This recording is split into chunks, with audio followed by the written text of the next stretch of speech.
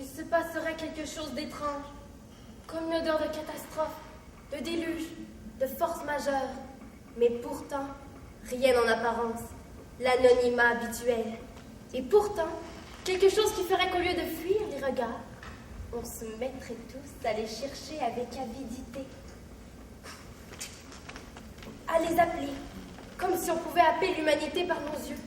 Comme si on pouvait avaler l'humanité avec nos yeux. Comme si pour une raison obscure, on se sentait plus que jamais comme faisant partie de la même race d'animaux qui pensent. Et que ce soit suffisant pour qu'on se sente viscéralement concerné par les yeux des autres. Qu'on se mette à pouvoir sentir les autres. À tel point qu'il serait possible de faire bouger le bras de quelqu'un d'autre. Tellement on serait dans la peau de ce quelqu'un d'autre. On se mettrait à avoir chaud ou froid pour quelqu'un d'autre. Ça créerait une espèce de doute collectif sur la réalité de ce moment. Chacun prendrait d'abord une sorte de perversion sexuelle. Wow! Tellement l'exacerbation des sens ferait penser à un désir violent et inexplicable. Chacun se dirait d'abord, mais qu'est-ce que j'ai à désirer tout le monde comme ça? Puis bien vite, on serait conscient de vivre quelque chose d'exceptionnel, peut-être d'extraterrestre. Et on serait complètement désolé pour tous ceux qui n'étaient pas dans l'autobus à ce moment-là. Parce qu'on aurait vécu le conte de la compassion. Pouvez-vous arrêter de lire à voix haute? Pardon? Pouvez-vous lire dans vos têtes? C'est agaçant pour tout le monde. Je comprends pas. Écoutez, votre littérature d'autobus, là, ça n'intéresse pas forcément ceux qui voyagent avec vous. Ça vous regarde pas ce que je lis? Absolument. Alors, veuillez m'en épargner la lecture. Je comprends pas, je dérange personne, je lis. Mais vous lisiez à voix haute. Pas du tout. En plus, c'est un très mauvais livre. C'est quoi ce livre? C'est de qui? Vous saurez qu'il a été pressenti comme le meilleur auteur de sa génération. De toute façon, je déteste les auteurs de leur génération. Ok? Et si vous avez envie de vous donner en spectacle, ayez au moins le bon goût de lire autre chose. Vous êtes le seul à vous plaindre. Parce que les autres, ils n'osent pas. Les autres se mêlent de leurs affaires. Les gens ici sont terrorisés à l'idée d'un affrontement verbal. Où ici? Parce qu'ils n'ont pas les outils intellectuels pour faire face à l'adversaire. Mais où ici? Au Québec, Ça y est, vous nourrissez encore votre réputation. Après, faut pas vous étonner que partout dans le monde, là, c'est français. Parce que vous savez que partout, mais partout, on vous haït. je suis pas français. Peu importe, vous m'embêtez. Laissez-moi lire maintenant. Volontiers. Mais lisez dans vos têtes. Bien sûr que je vais lire dans ma tête. Comment voulez-vous que je lise? Peut-être que vous ne vous en êtes pas rendu compte là, mais vous lisez fort et j'entendais tout. C'est absurde. Madame, est-ce que vous m'avez entendu lire ici? Non. Et vous, monsieur là-bas, avez-vous entendu lire? Non. Comment ça se fait que je vous ai entendu moi alors? Je sais pas. Posez la question à votre médecin. Vous êtes sûrement malade. Attendez, je peux vous prouver que j'ai entendu. Je peux vous dire exactement de quoi ça parle votre livre. Et c'est un torchon. Ça parle des gens dans un autobus qui se mettent à avoir envie de baiser les uns avec les autres. Tous ensemble, sans raison. Alors vous voyez que j'ai entendu. Ça parle d'une espèce de phénomène extraterrestre ou d'une solidarité bestiale dans un autobus. C'est malsain. Bon, c'est vrai qu'il paraît que parfois, devant le constat de l'horreur, l'être humain a parfois mystérieusement envie de baiser, désespérément, comme un genre d'ultime manifestation de la vie. J'en ai entendu parler comme à la guerre, parmi les cadavres. Mais franchement, pas dans un autobus, pas ici. Maintenant, vous voyez que j'ai entendu. Non?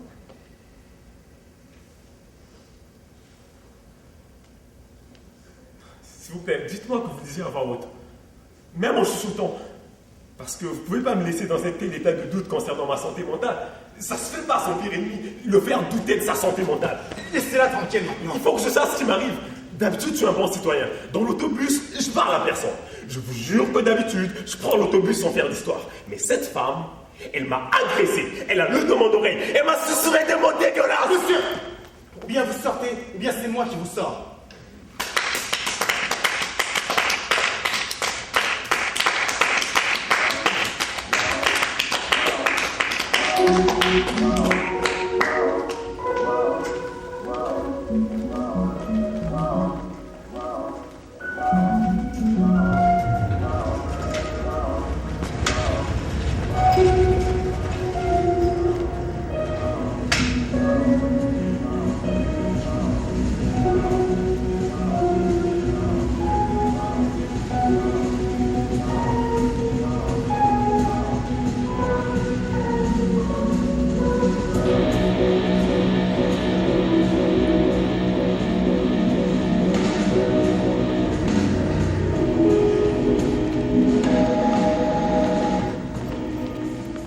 fait un ordre du jour. Quoi? Un genre de liste des points dont on doit discuter. T'as fait un ordre du jour. Oui. Comment t'as pu faire un ordre du jour? C'est pas une réunion. On a décidé de se revoir. On a des points réglés et je me suis dit qu'en faisant un ordre du jour, comme ça, on ne dirait rien. Est-ce qu'on a le droit de te donner des nouvelles dans ton ordre du jour? Parce que moi, il m'arrive quelque chose d'incroyable. Je vais bien. J'ai pas envie d'entendre parler de ta vie et j'ai pas envie d'entendre de parler de la mienne. Tu sais que tu perds toute ta féminité quand tu deviens dur? Tu vas arriver prématurément. Je cherche absolument pas à te plaire non plus. Ok, Karianne, il faut que tu m'écoutes. Il m'arrive quelque chose de trop bizarre. Je pense que je suis malade, je te dis, André. Je me suis jamais senti aussi humilié de toute ma vie. Les gens de l'autobus pensaient que c'était du théâtre invisible ou quelque chose. Ils ont applaudi. Tu te rends compte? Tellement c'était anormal, ils ont applaudi. Ça veut dire qu'ils ne pouvaient pas admettre que ce qu'ils voyaient était réel. Non, mais c'est quoi ça du théâtre invisible? C'est des acteurs là, qui font un genre de scandale sans dire aux gens que c'est du théâtre invisible. Là, quand ils sont forcés de réagir ou bien de prendre position, ils disent que c'était rien du théâtre invisible. Quelque chose de complètement stupide. J'en ai fait au conservatoire, là, dans un restaurant, avec un faux clochard qui mangeait et un faux client qui voulait pas que le clochard mange près de lui. Il y a un faux serveur qui essaie de le calmer, là. Un peu comme surprise. Un peu, oui, mais sans vedette. Je pense que je suis en train de devenir fou, André. Mon médecin m'a dit d'aller voir le psychiatre. Le psychiatre, il est persuadé que je suis schizophrène.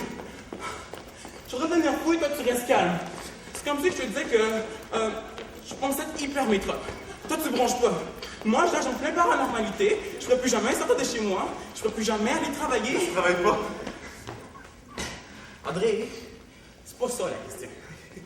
Je dis juste qu'il faut que je guérisse. C'est pas une maladie. Qu'est-ce que tu connais là-dedans, toi? Ça y est pas juste à toi, tu sais. Quoi? T'en as déjà entendu parler?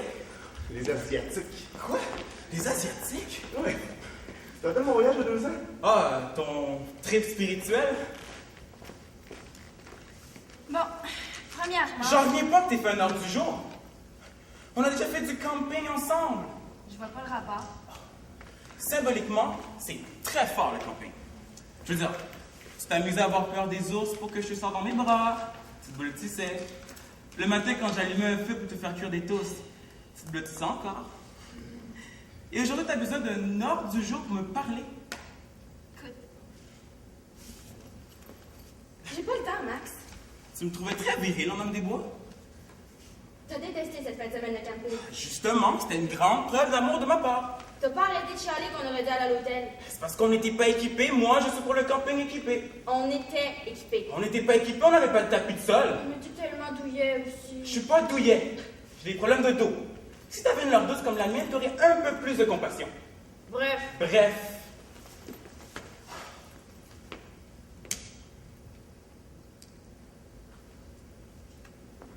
Et comment va ta mère? Depuis quand tu t'intéresses à ma mère? J'essaie juste d'être aimable, c'est tout. Ben, je suis pas habituée. Hey, c'est le fun de te revoir. Je suis désolée, mais tu m'as jamais demandé des nouvelles de ma mère. T'as toujours eu l'air très ennuyé que je te parle de ma mère quand j'avais besoin de te parler de ma mère. Et puis là, tout à coup, tu fais ton gentil qui prend des nouvelles de ma mère. Désolée, mais c'est un peu déstabilisant. Moi qui pensais qu'en venant ici, on aurait pu être détendu. Je suis désolée, là, mais j'arrive pas à me détendre. J'ai l'impression que si je me détends, tu vas croire que je change d'idée. Est-ce que t'as peur de changer d'idée? Mais non! Ah bon? Alors tu veux bien me dire comment va ta mère? Elle va toujours aussi mal. Merci. Moi aussi, je vais mal. Et c'est pour ça qu'il faut que je te parle, Ariane. C'est pas possible. Tu me demandes des nouvelles de ma mère et tu t'empresses de tout ramener à tes petits malades. C'est pas des petits malheurs, Ariane. C'est énorme. Je pense que je suis en train de devenir fou. C'était pas un trip spirituel. Il faut que tu m'écoutes. Et même si ça te semble incroyable. Max, tu m'écoutes? Hein? C'était pas un trip spirituel. C'était une quête mystique. Tout ça parce que tu sortais avec une bouddhiste. C'était pas une bouddhiste. Non mais, on en fait-tu des niaiseries qu'on est en amour? Moi, j'ai même fait du camping sans équipement de camping. Au fait, tu sais que j'ai revu Ariane? Elle avait fait un ordre du jour. Tu te rends compte? Elle a tout fait pour avoir l'air imperméable. Mais j'ai vu la faille. J'ai vu la faille. Ah ouais? Mais je veux pas t'embêter avec ça. Tu voulais me parler de ton voyage? Ouais, ben ça arrive à beaucoup d'Asiatiques. Quoi? D'entendre dépasser des gens. Tu m'es-tu, là? Mais non! As-tu déjà remarqué que quand tu passes devant un groupe d'Asiatiques, là, ils se mettent souvent à rire toute la gang ensemble? Oui, c'est vrai, des fois. Bon, ben ça, c'est parce qu'ils ont entendu ce que tu pensais, ou bien il y en a un qui a entendu puis qui l'a raconté aux autres. Ah, moi, je pense plus jamais dans les quartiers chinois, hein. Sinon, je fais attention à ce que je pense. Tu veux dire qu'il y a des Chinois qui écoutent ce que je pense? Mais pas tous, là, les plus mystiques, j'imagine. Mais moi, je suis pas mystique, j'ai aucune spiritualité, je crois en rien, je cherche aucun sens dans ma vie, et j'adore que ma vie n'ait aucun sens. Pourquoi ça tombe sur moi? Si les Chinois écoutent ce qu'on pense, c'est leur problème. Moi, je tiens pas à subir ce qu'encombre le petit cerveau de mes contemporains déprimés. C'est de la pollution par le bruit, c'est insupportable. Pourquoi moi? Il y a des sectes pleines de gens qui attendent juste ça. Un pouvoir magique, un sixième sens. Pourquoi moi? Mes cinq sens me donnent déjà trop d'informations, j'en veux pas plus. Pourquoi ça tombe sur moi?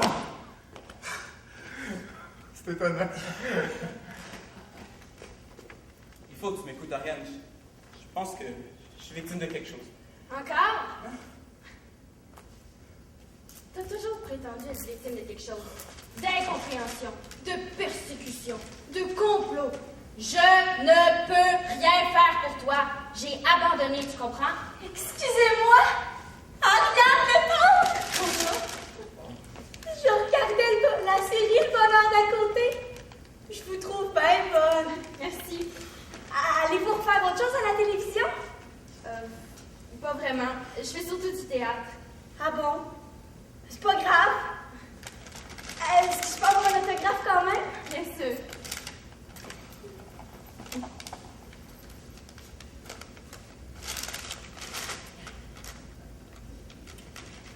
Voilà.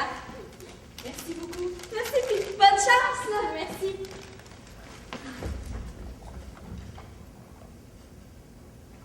Pourquoi t'es plus aimable avec cette pauvre femme qu'avec moi? Pourquoi est-ce que c'est une pauvre femme? Parce qu'une femme qui se passionne pour la série Le Bonheur d'à côté est une pauvre femme. Puis entre nous, là, t'étais pas génial dans Le Bonheur d'à côté. Avoue que ça a été avec économie. Et encore du mépris. C'est pour ça que personne t'engage, Max. T'es complètement négatif. D'habitude, là, c'est une faculté qui se développe peu à peu, avec beaucoup de travail. C'est un genre de quête. Tu veux dire qu'il y a des Chinois qui se forcent pour entendre ce que je pense? Qui font exprès, là? C'est une violation de mon intimité. Ça devrait être interdit, c'est de l'espionnage. Mais ce qui m'étonne, là, c'est que toi, ça te soit tombé dessus sans que tu fasses d'efforts. Il y a des amants déclencheurs. Et moi, ce qui m'étonne, c'est que tu me l'as jamais dit. Dis quoi? Que la majorité des Chinois écoutent ce que je pense. Tu sais, ils écoutent pas spécifiquement ce que tu penses. Ils captent des bribes d'un peu tout le monde par hasard. Je veux dire, c'est que quand même, t'as donné beaucoup d'importance si tu penses que les Chinois t'espionnent. J'ai pas dit que les Chinois m'espionnaient. J'ai dit qu'ils peuvent entendre ce que je pense. Et ça m'angoisse. T'es complètement négatif. Comment veux-tu que quelqu'un ait envie de travailler avec toi? T'es toujours centré sur tes besoins à toi. Si t'étais un peu moins centré sur toi-même aussi, t'angoisserais moins. C'est pas de ma faute. J'ai beaucoup de besoins. Tout le monde a des besoins. Et t'as aucune compassion pour les autres. Et puis tu trouves que tout le monde est con. T'as aucune considération pour personne. C'est facile d'avoir de la considération pour les autres quand les autres vous demandent des autographes. Regarde un peu autour de toi, là. Tu vas voir que t'es pas le seul qui souffre. C'est vrai en plus que tout le monde est con. Et puis, j'ai trop de problèmes pour avoir de la compassion. Tout le monde a des problèmes. D'ailleurs, on a quelque chose à t'annoncer. Oui, mais moi, c'est plus grave. Ma femme m'a laissé tomber. Mon agent ne peut me parler. J'ai dû vendre ma voiture. Je suis obligé de prendre les transports en commun. Mais pauvre toi, t'es obligé de côtoyer d'autres êtres humains. C'est très bien, le transport en commun. Tu vois, t'as pas plus de compassion que moi. Prenez comme un geste écologique. Moi aussi, je prends les transports en commun. Et j'en fais pas tout un plat. C'est très bien, les transports en commun. Mais à partir d'aujourd'hui, je vais toujours me demander s'il n'y a pas un Chinois qui écoute ce que je pense. De quoi tu parles? Un Chinois? C'est quoi le rapport? Je te parlais pas. Je pense qu'il fallait à moi, parce que les Chinois, c'est mon affaire. Ce qui me renverse, là, c'est que tu te fais jamais poser de questions. Si tu t'intéressais un peu plus aux autres, peut-être que tu serais un bon acteur. Puis peut-être qu'on n'en serait pas rendus là tous les deux. Tu aurais dû épouser un missionnaire, pas un acteur. Au fait, tu revendrais? Hein? De temps en temps. Mais je veux dire, c'est ton ami à toi. Tu vois, ce serait une belle occasion de lui dire. Ce serait le moment de lui dire les choses simplement. On se voit juste comme ça. Mais bon, t'es pas rendu. Parce qu'on avait l'habitude de se voir avec toi. C'est correct, je respecte ça. Mais pourquoi est-ce que tu changes toujours de sujet aussi? J'ai pas changé de sujet, je sais même pas de quoi on parlait. De tout ce que t'as perdu. C'est parce que tu te regardais trop le nombril. T'as pas mal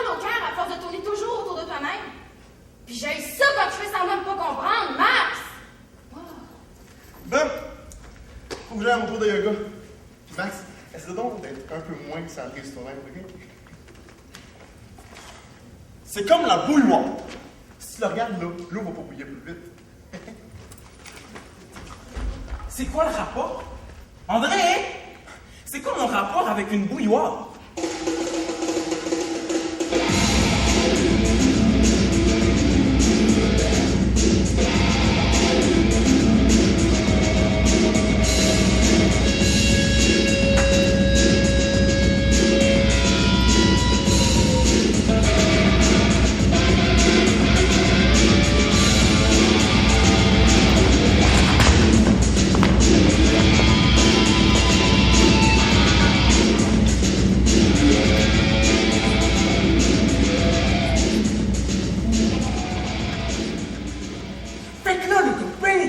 Il rentre chez McDo. Là, il relaxe, il attend en file, puis il demande à déjeuner. En affaire avec des œufs, genre McMuffin, là. En affaire de matin. Puis là, la fille du McDo, elle lui dit qu'ils font plus déjeuner à cette heure-là. Là, le gars, il demande, c'est jusqu'à quelle heure le déjeuner? Elle lui répond, c'est jusqu'à 11h. Puis là, la caméra montre l'horloge, puis il est 11h05. Là, le gars, il respire, il pogne pas les nerfs tout de suite. Il lui dit qu'il est juste 11h05 puis qu'il veut un McMuffin. Elle lui dit qu'elle peut pas lui en donner parce qu'il est passé 11h. Il pense qu'elle joke, mais elle joke pas. Là, elle tombe sur moi. Puis le gars, tu vois qu'il commence à pogner les nerfs. Puis là, mon gars, il sort son gun. Hey, qui est ce gros gars qui avait volé au magasin d'armée à la Sainte-d'Avant? Puis il répète qu'il veut un McMuffin. Là, tout le monde capote, se couche à terre. Puis la fille, elle pense qu'il veut d'argent, qu'il veut lui faire la caisse. Mais lui, il veut juste un McMuffin. Puis il veut payer en plus. Là, tu le comprends, le gars. À cause de tout ce qu'il a vécu avant dans le film, tu le comprends. Il sort son gun pour un McMuffin. Puis tu comprends toute la critique sociale de l'Amérique, puis l'absurdité, puis tout. C'est vraiment bon. Mais à la fin, il l'a-tu son McMuffin? Je m'en rappelle plus. Ça a l'air bon, en tout cas. J'ai tellement hâte qu'il débarque. Je sais jamais quoi dire aux gens que je connais.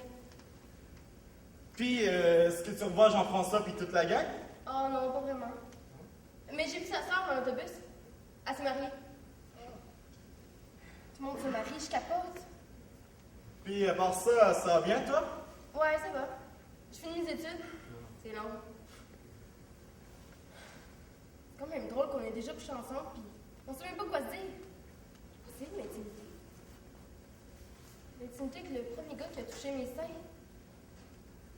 Faut pas que je pense à ça en le regardant. Qu'est-ce qu'il y a? Oh, rien, je pensais à quelque chose. Elle a pas changé. Rien, je pensais à quelque chose.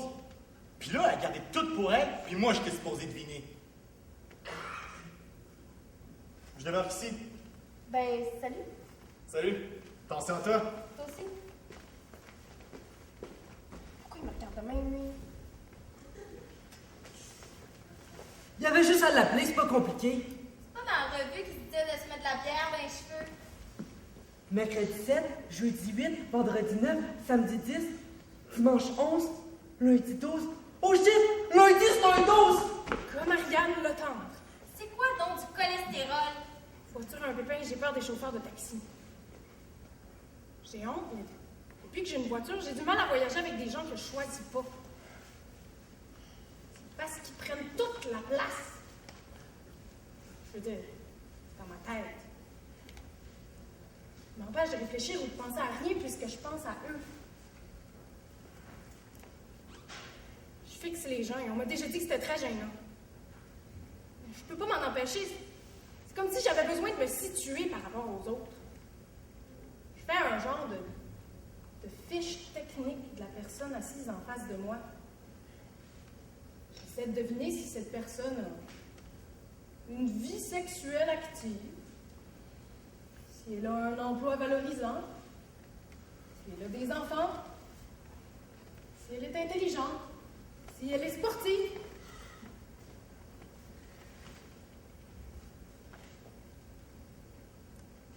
j'ai une vie sexuelle poche, un travail plate, j'ai pas d'enfant.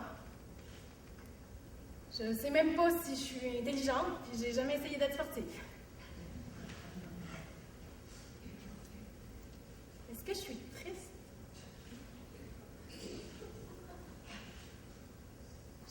Je sais même pas dire si je suis particulièrement triste ou pas.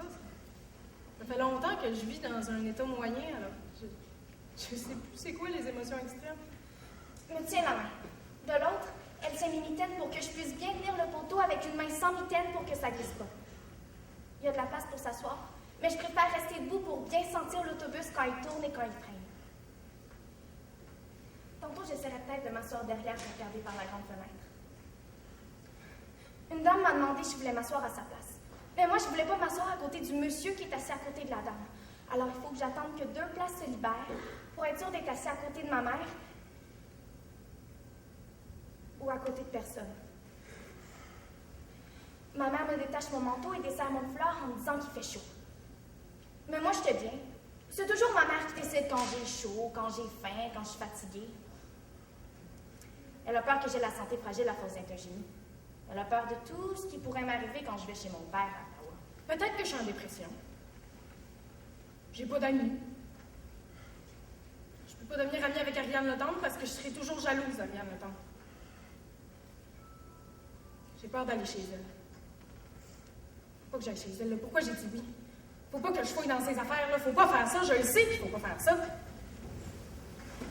Les gens regardent ma mère avec un sourire pour lui montrer qu'elle est une bonne mère. Dans ce temps-là, comme pour bien lui donner raison, ma mère me frotte les cheveux, me regarde, et regarde les gens nouveaux pour voir s'ils ont bien vu qu'elle est une bonne mère et qu'elle me flattait les cheveux. Habituellement, les gens finissent par regarder ailleurs. Ou alors que ceux qui nous parlent.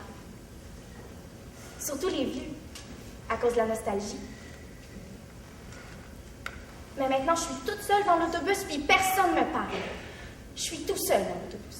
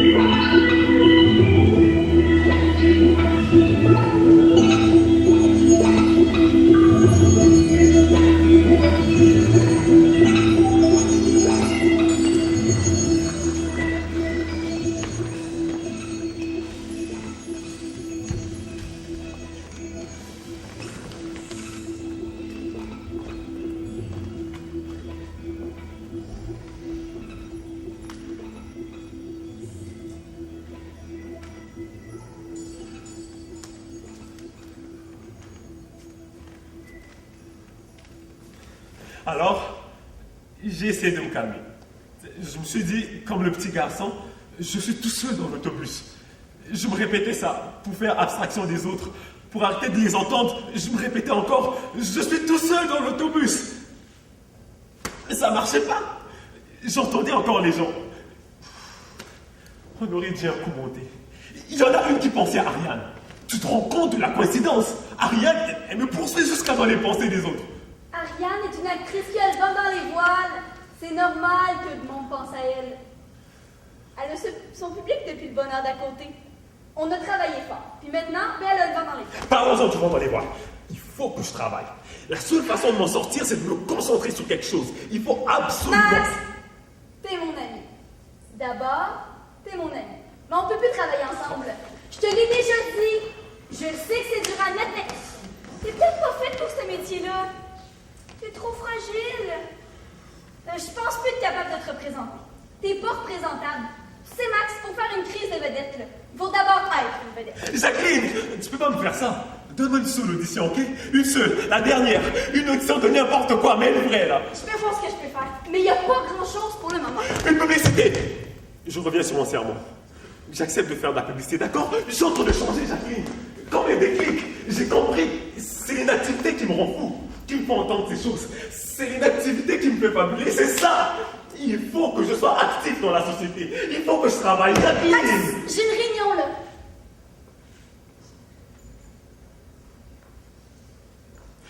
Tu te rappelles quand t'as parti l'agence? Ouais, je me rappelle. Tu te rappelles qui t'a fait confiance quand tu démarrais? Ouais. Ok, j'ai jamais rapporté de l'argent à l'agence, c'est vrai. Mais je t'ai emmené des acteurs qui t'ont ramené de l'argent. Des acteurs qui t'ont rendu riche. Je t'ai même ramené Ariane Le Tendre. Je vais voir ce que je peux faire. Merci Jacqueline. Il n'y a pas grand-chose pour la maman. Merci. Bye, Max! Jacqueline, Quoi? est-ce qu'il y a des Chinois à l'agence? À l'agence, est-ce qu'il y a des acteurs chinois? J'ai un Chinois et 2 Latinos, mais ils travaillent pas Est-ce que tu peux me donner le numéro de la chinoise, s'il te plaît? Pourquoi? Donne-moi ce numéro, puis je te demande plus rien, je te laisse travailler. Ok, ok.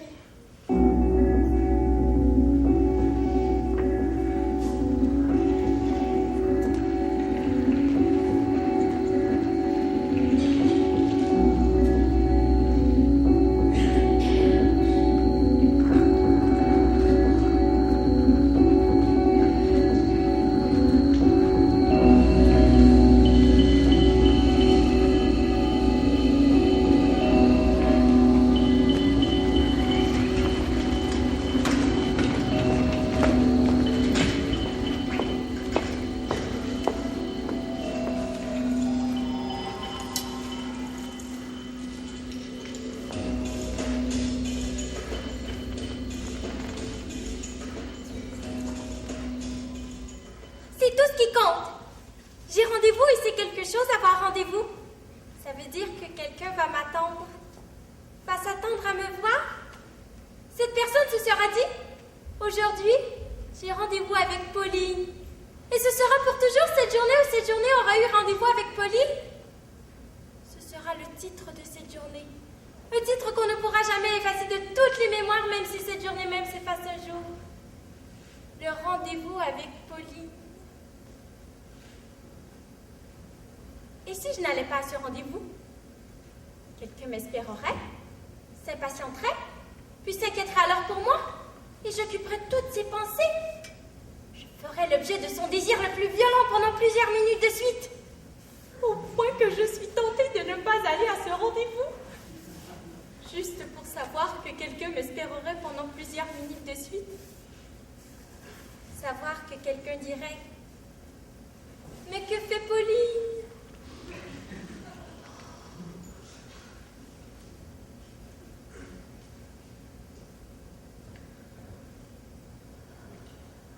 La madame respire fort. Ça me gêne pour elle parce que c'est comme si elle volait de l'air aux autres.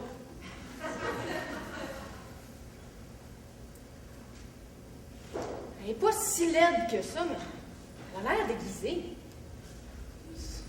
Je peux pas croire qu'un jour, elle a choisi le manteau qu'elle porte. Un jour, elle a décidé de s'acheter un manteau. Elle a eu le projet de s'acheter un manteau. Elle a vu plusieurs manteaux. Elle a choisi celui-là parce qu'elle le trouvait beau. Plus beau que les autres manteaux. C'est difficile à croire.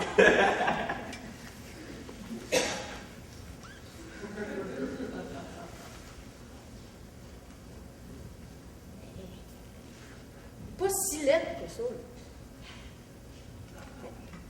Elle a l'air d'être une immigrée. C'est pas dans ses traits, c'est dans sa manière d'être. Elle est comme si elle n'était pas chez elle. On dirait pas que c'est son autobus. Les gens qui se sentent chez eux ont tendance à tout s'accaparer, même les autobus. On dit pas j'ai manqué l'autobus, on dit j'ai manqué mon autobus. Mais elle, on dirait qu'elle est dans l'autobus des autres. Qui respire l'air des autres. C'est un peu comme l'envie de mourir pour que les gens nous pleurent à chaudes larmes. Mais l'ennui, c'est qu'une fois mort, évidemment, le risque est grand qu'on ne soit pas témoin des gens qui nous pleurent à chaudes larmes. Et alors, on ne peut même pas en profiter. Ariane Le Tendre m'a dit qu'elle mangeait toujours au restaurant parce qu'elle n'a pas d'appétit quand elle est toute seule. Je me demande si elle voulait que je l'invite à souper chez moi, en voisine. Mais maintenant qu'elle m'a dit ça, je me sens obligée de l'inviter à souper chez moi. Elle m'a donné des billets de théâtre. Je ne sais pas quoi faire avec. J'ai pas envie de voir son talent. J'ai jamais eu aucun talent. Dans aucun domaine.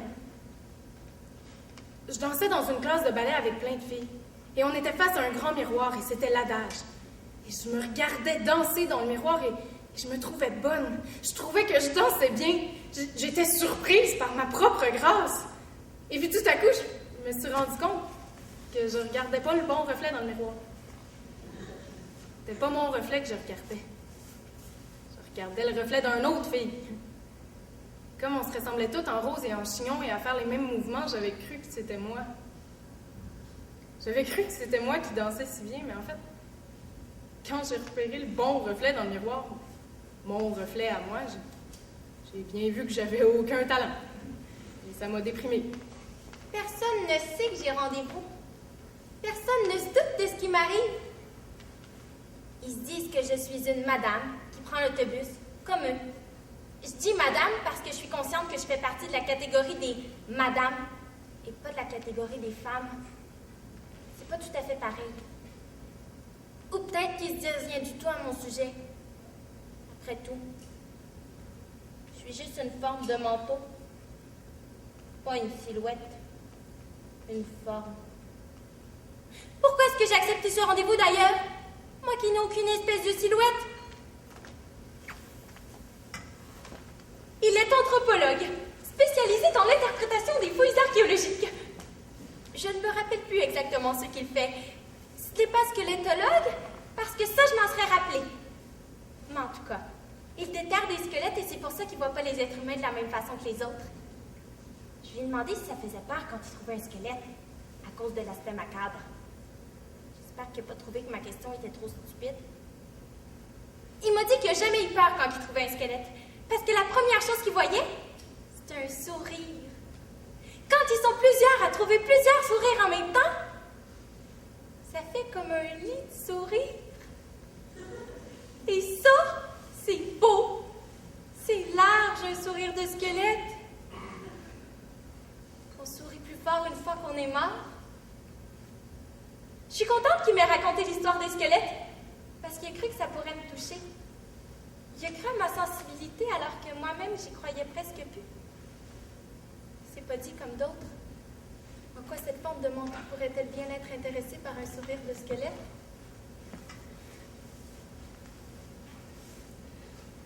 Et pas là, mais je l'imagine à côté de moi. Ou plutôt dessus, puisqu'elle est grande et que je suis petit. Mais je suis comme dans les films de Charlie Brown où est-ce qu'on voit pas les parents parce qu'ils veulent qu'on se concentre sur les enfants. Alors je me concentre sur moi qui prends l'autobus. Ma mère veut que je m'assure que je sois dans un autobus bien rempli avant de monter dedans. Pour que personne m'agresse. Surtout au niveau sexuel. Elle me dit de m'assurer que l'autobus soit bien rempli. Et de rester à côté du chauffeur.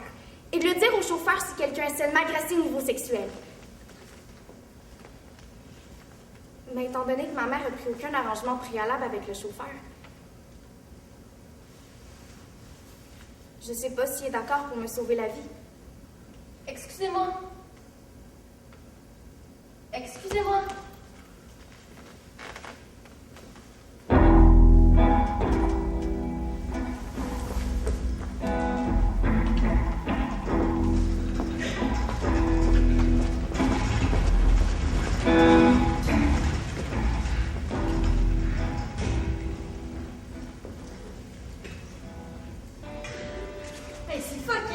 Ouais, j'ai vraiment besoin de ton aide. J'ai besoin de parler à quelqu'un qui comprend ce genre de choses. Mais pourquoi moi? Ben parce que t'es une chinoise. Je vois pas le rapport. T'as jamais entendu parler de ça. Non, jamais. Excuse-moi de te demander ça, mais t'as pas l'air d'une vraie chinoise. Ben, mon père est chinois, mais ma mère elle vient de Trois-Rivières. Est-ce que t'es déjà allé en Chine? Non. Est-ce que tu parles chinois? Non. Oh, ça c'est décevant. Mais est-ce que tu te tiens avec des Chinois? Pas vraiment. T'as pas un vieil oncle? Tu connais pas un vieux maître, quelque chose? Non, t'es bien comique, toi. Mais ça doit pourtant être dans tes gènes, non? La spiritualité, puis ces choses-là. Non, mais en tout cas, moi, j'entends pas des voix. Moi, j'ai demandé de rencontrer une Chinoise. Ok?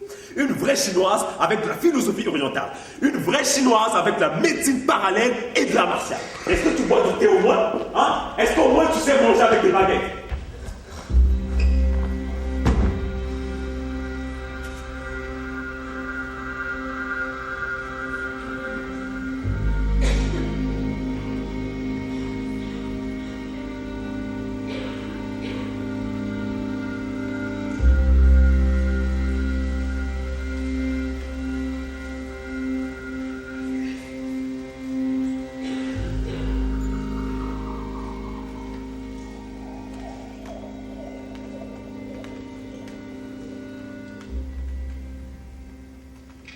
Estelle pleure quand elle regarde la télévision. J'ai beau lui dire que c'est pas vrai. Elle pleure parce qu'il y a un enfant malade. Une femme alcoolique qui souffre. Un homme qui n'a jamais dit à son père qu'il l'aimait. Quand je m'inquiète, elle me dit qu'elle aime bien pleurer devant la télévision. Je la prends quand même dans mes bras pendant les publicités. Mais je la soupçonne de regarder par-dessus mon épaule. Parce que des fois, elle fredonne la chanson de la publicité tout en pleurant dessus. Parfois, elle confond le destin des personnages à celui des acteurs. Elle dira « Pauvre Élise Guilbeault » ou bien « Méchant Pierre Lebeau ». Et quand j'essaie de rétablir les faits, elle me dit de la laisser rêver. Mais ma femme n'est pas stupide. Elle est fragile. Elle regarde tellement la télévision qu'elle n'est plus certaine d'exister. Un jour, elle me demande « Chérie, est-ce que j'existe ?» Je lui réponds « Évidemment que tu existes. Pourquoi tu me demandes ça ?» Elle me dit que ça l'aiderait pour savoir qu'elle existe, de se voir dans la télévision. Elle dit dans la télévision comme si c'était un aquarium. C'est vrai que quand on coupe le son, on dirait des poissons. Mais ma femme n'est pas stupide. Je parle de ma femme avec toute l'affection qu'elle mérite. Et elle en mérite beaucoup à force de ne pas exister.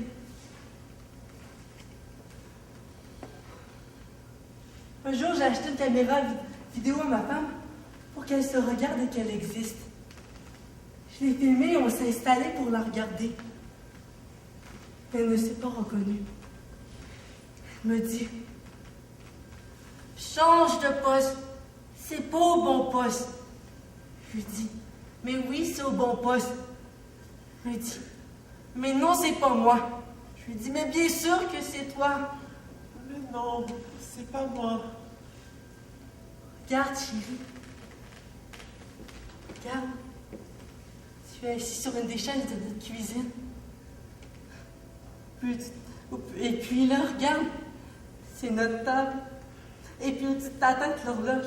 J'ai reconnu la table, la chaise et l'horloge, mais c'est pas moi sur l'image. Mais c'est qui alors? Je sais pas, mais c'est pas moi. Regarde mieux, là. Regarde comme tu existes, mon amour. Regarde comment tu caches ta bouche quand tu souris. Et comment tu penches ta tête de côté. Et comment tu lèches tes lèvres puisqu'elles sont sèches. Et là, tu entends ma voix.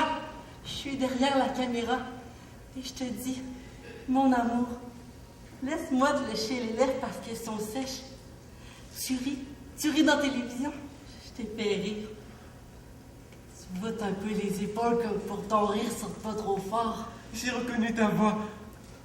Mais c'est qui la femme dans la télévision? Mais c'est toi, Estelle. Mais non, c'est pas moi. C'est pas moi. Tais-toi. C'est pas moi. Je ne veux plus t'entendre. Taisez-vous. Taisez-vous tous.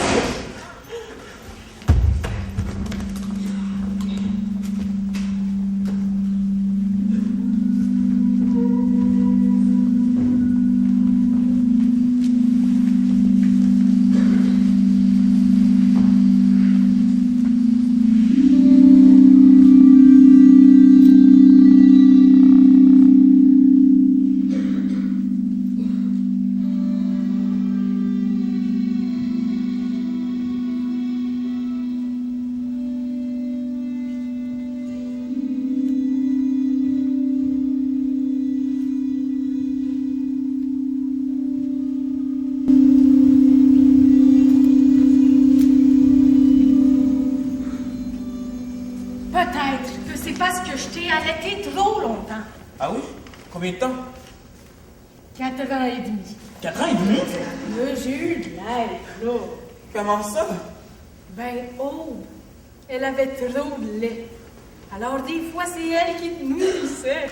Qui ça? Tu te souviens pas d'elle?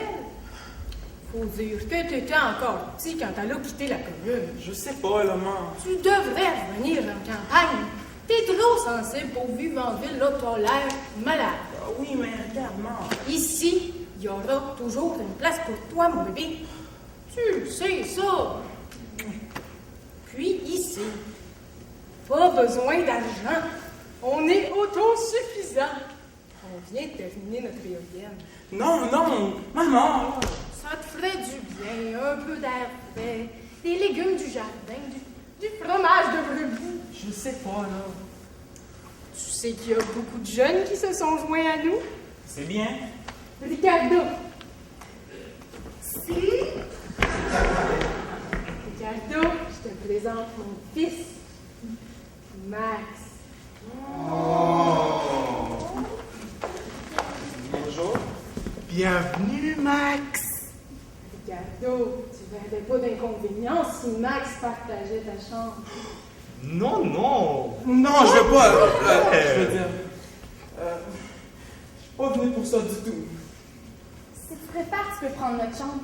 Ça te dérange pas, chérie? Non, pas du tout. Ça va aller. Peut-être qu'il aurait besoin d'une retraite un peu plus solitaire. Oh oui, on pourrait isoler le cabanon et mettre les outils dans le poulailler. Merci, mais non, merci. Je vous jure que je suis juste venu parler à ma mère d'un petit problème. Tu sais, mon chéri, tu as été élevé ici, en dehors du système. Alors, c'est normal que le système te semble agressif. Mais tu as encore le choix. Je pense que je vais y aller, là. Tu veux pas partager le repas avec nous avant de partir? Bien sûr. J'allais justement tuer 2 lapins. Qui veut remercier les lapins avant que je les tue? Oui! Moi! Je remercie les lapins!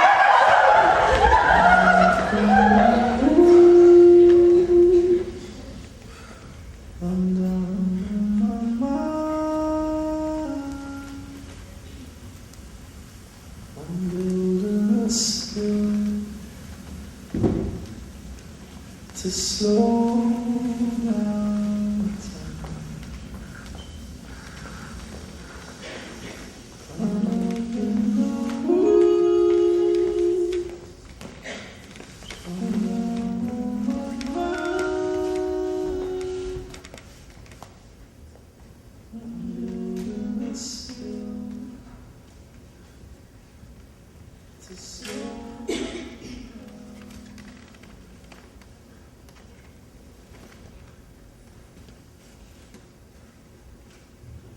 C'est de pire en pire, Jacqueline.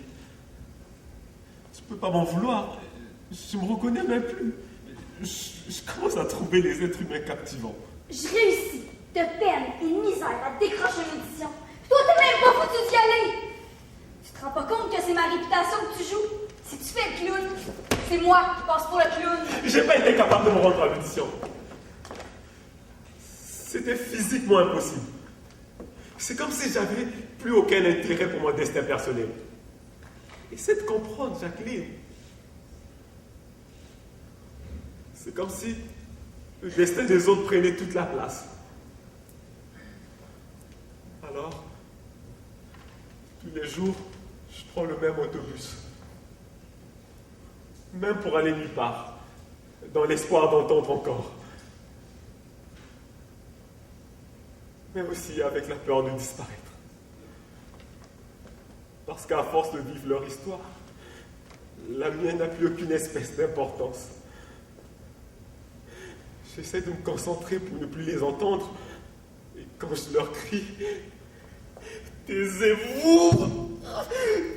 Taisez-vous! Ils ne m'entendent plus. Tu sais pourquoi ils ne m'entendent pas, Jacqueline? Parce que je suis en train de disparaître. Si je je retrouve pas mon indifférence pour les autres, je vais disparaître. Il faut absolument que je me désintéresse des autres. Max, faut que t'ailles chercher de l'aide. Il faut vraiment que t'ailles chercher de l'aide. Mais c'est ce que j'ai fait. Mais ta chinoise, c'est pas une vraie chinoise. Quoi?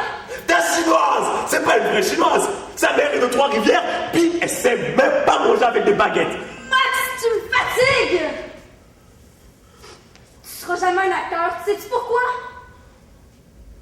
Parce que t'es trop sensible.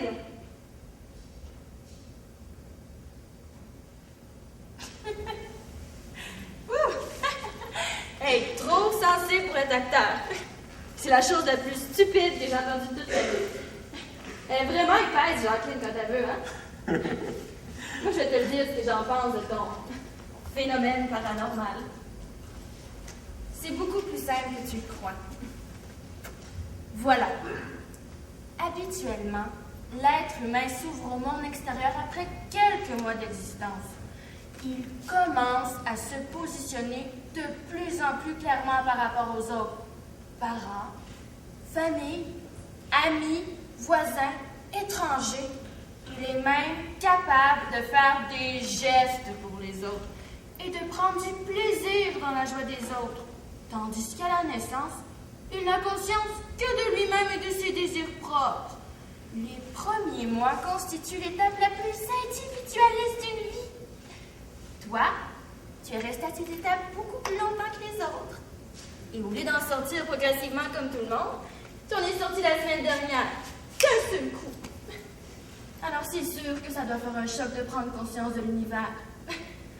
Je veux dire d'un seul coup. Ariane, je sais que tu ne me crois pas. Je te demande juste de m'écouter, pas de me croire. D'accord. J'ai rencontré ta voisine dans l'autobus. Ma voisine. Elle s'appelle Nathalie, là. Nathalie, tu la connais? Non, mais je l'ai entendu penser. Ah oui, c'est vrai. Arrête! Elle pense beaucoup à toi. Oh non!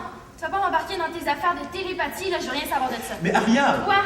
Elle est bizarre, ta voisine. Puis toi, t'es pas bizarre? Elle pense à des drôles d'affaires. Elle peut bien penser ce qu'elle veut, ça m'importe peu, à part ce qu'elle veut bien me dire. C'était juste ça ton ordre du jour? Mais Ariane! Ah bon? Je vais y aller d'abord.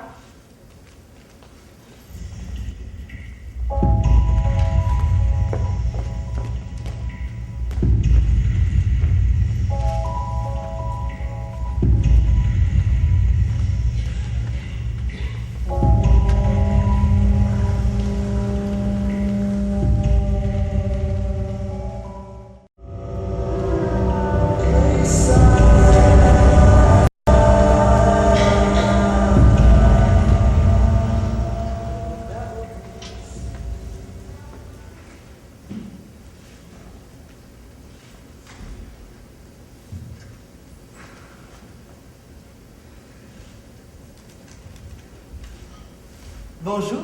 Hein? Bonjour. Bonjour. Vous descendez bientôt? Assez, oui. Parfait. Je me demandais si vous aviez envie de devenir mon ami en attendant. Quoi? Parce que je cherche à développer une amitié à court terme, c'est-à-dire le temps de trajet d'autobus. Pardon? Ce serait formidable.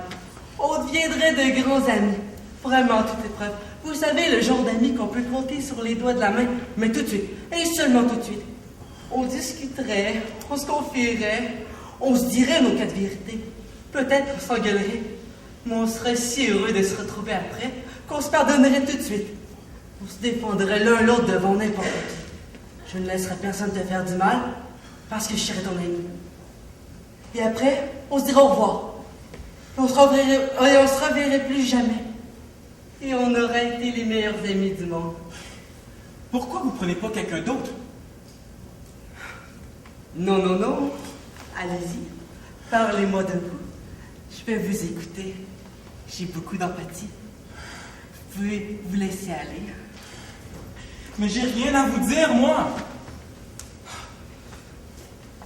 Alors c'est moi qui vais me confier à vous. Je vais vous livrer mes secrets les plus secrets. À vous et à personne d'autre. Puisque vous êtes le seul ami vraiment digne de ma confiance. Mais j'en veux pas de vos secrets. Et Excusez-moi, mais vous m'emmerdez. Allez coucher des amis ailleurs et foutez-moi la paix. Pourquoi j'attends tous des freaks, moi? Pourquoi vous voulez pas entrer en contact avec moi? Vous refusez de vous investir dans les relations humaines? Mais non! Alors quoi? Vous trouvez que je ne suis pas digne d'intérêt? Vous préférez les civilités superficielles au vrai contact d'homme à homme? Très franchement, je m'en fous. Laissez-moi tranquille maintenant. Je viens de vivre un ordre du jour très pénible et j'essaie de me désintéresser des autres. Je suis désolé. C'était pénible, votre ordre du jour? Oui. C'était quoi? Vous n'êtes pas obligé d'en parler. Les vrais amis peuvent aussi se taire et comprendre contact.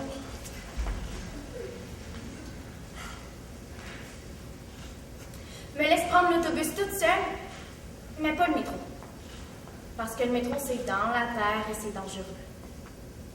Mais moi, je préfère le métro parce que ça fait comme une surprise quand on sort. Comme quand on sort du cinéma et qu'on ne reconnaît plus la vie. Dans le métro, il y a des musiciens qui se font remarquer. Il y avait un monsieur sur des échasses qui jouait de la flûte traversière. Et comme il avait des pantalons jusque par terre, ça lui faisait des jambes impossibles. Il avait l'air d'une cigogne ou d'une menthe religieuse. Même si je ne sais plus trop c'est quoi une cigogne, une menthe religieuse, c'est pas à part que ça mange son mari. Et moi, je reste persuadée que le monsieur faisait ça pour se faire remarquer. Mais ma mère me dit qu'il faisait ça pour gagner des sous et pas pour se faire remarquer. Et moi, je le fixais en me tordant le cou tellement il était haut. Il jouait de la flûte en fermant les yeux pour l'inspiration. Et quand il les a rouverts et qu'il m'a vu, il a eu l'air découragé de moi. J'ai tout de suite regretté de l'avoir vidé de son courage parce qu'il en avait besoin pour vivre. Surtout sur des échasses. Je pourrais m'asseoir complètement derrière l'autobus pour regarder le paysage qui s'en va.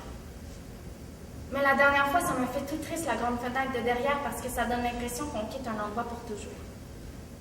On a l'impression que tout nous échappe, que tout nous glisse entre les doigts. Alors qu'ici, on reste en avant avec le chauffeur, on a l'impression d'arriver, puis ça, c'est meilleur pour le moral.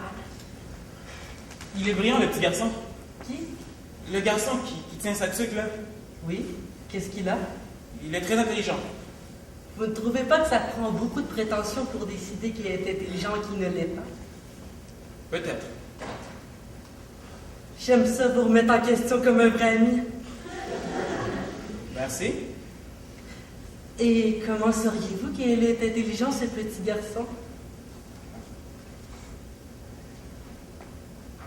J'entends dans les pensées des gens. Vous entendez des voix? J'entends pas des voix, j'entends ce qui se passe dans la tête des gens. Mais de qui? Des gens qui passent quand je marche, et puis assis, et debout, dans l'autobus. Et les voix s'adressent à vous? Mais non, je me dis que ce ne sont pas des voix, mais les pensées des gens. Les gens ne m'adressent pas la parole, ils pensent. Oui. Eh bien, moi, j'entends leurs pensées. Et ça fait du bruit quand ils pensent? Ah oui, c'est insupportable. J'en ai parlé à une chinoise, mais ça n'a rien donné. Personne ne me croit. Vous me croyez?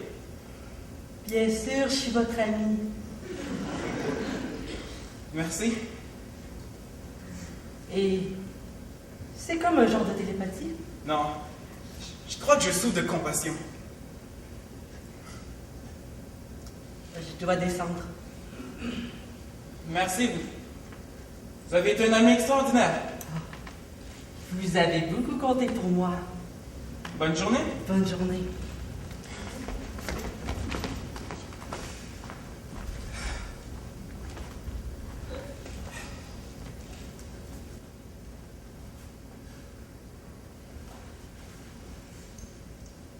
Pas non plus. À moins que j'arrive juste un petit peu en retard pour qu'il soit juste un peu plus content de me voir. Qu'il ait eu le temps de s'inquiéter un peu pour moi. Qu'il y ait eu un peu de neige accumulée sur ses épaules.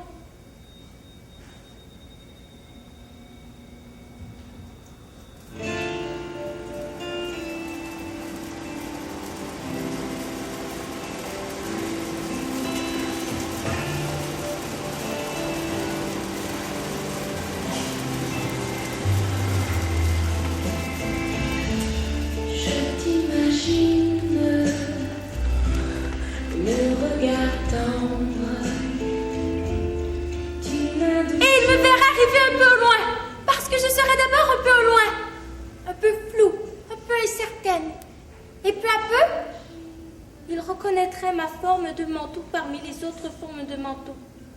Et j'avancerai un peu vite pour lui faire voir toute la bonne volonté que j'avais pourtant d'arriver à l'heure. Et je lui ferai un petit signe de la main pour que tous les passants sachent que je vais à la rencontre de quelqu'un. Que si j'emprunte le même trottoir qu'eux, c'est pour aller rejoindre quelqu'un qui m'attend. Quand j'arriverai face à lui, on resterait muet, à se regarder plus loin que le fond des yeux, comme si on venait de survivre à quelque chose, comme si on avait risqué sa vie chacun de son côté, et que maintenant la vie qu'on avait risquée nous réunissait enfin. Et on aurait besoin de se palper pour y croire et pour vérifier que tu sois bien intact et aussi vivant que la fois précédente. Mais pourquoi est-ce que je n'ai pas de fois précédente avec lui? Pourquoi est-ce que je n'ai de précédence avec personne? Je veux de l'antériorité? Mais la vérité, c'est que personne au monde ne pourrait voir en quoi je déplace mon manteau d'une manière distincte. Parce que personne ne m'a jamais observé comme on observe bouger une personne qu'on aime. Et même si j'ai rendez-vous avec un anthropologue, ça ne changera jamais rien à mon antériorité anonyme. C'est trop tard. Pauline! Je commençais à me demander si vous n'aviez pas oublié notre rendez-vous. Vous vous êtes perdue? Oui? Ça va? Vous avez l'air étrange. Je veux savoir si vous êtes capable de trouver une particularité. Quelque chose qui fait qu'à vos yeux, je ne ressemble à personne. Pardon? Mais qu'est-ce qui vous est arrivé? Vous semblez affolé. Qu'avez-vous fait des minutes où je n'arrivais pas? M'avez-vous espéré plus que tout au monde? Avez-vous eu envie de crier en pensant qu'ils n'étaient pas les bons? Qu'ils encombraient le trottoir, vous aviez rendez-vous avec moi. Et maintenant que je suis devant vous, vous n'avez au point de vouloir vous taire? Auriez-vous envie de faire plier mes coudes et de vérifier mes dents pour savoir si tout est comme avant? Mais avant quoi, Pauline? C'est bien que nous n'avons pas d'avant. Et c'est ce qui me désespère des premiers rendez-vous. C'est l'idée que le temps n'a encore rien fait pour que vous soyez mortellement attachés à moi. Il faut laisser faire le temps. Mais après, ce sera trop tard.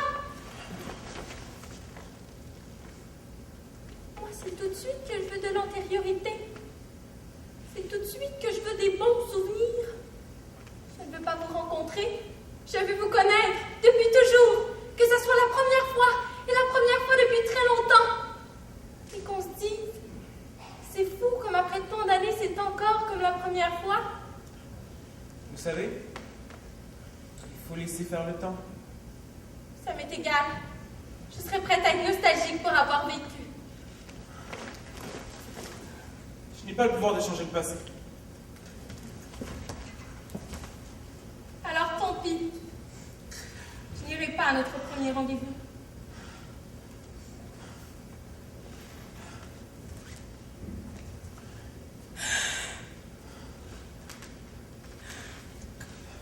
Pauvre madame. Pauvre madame.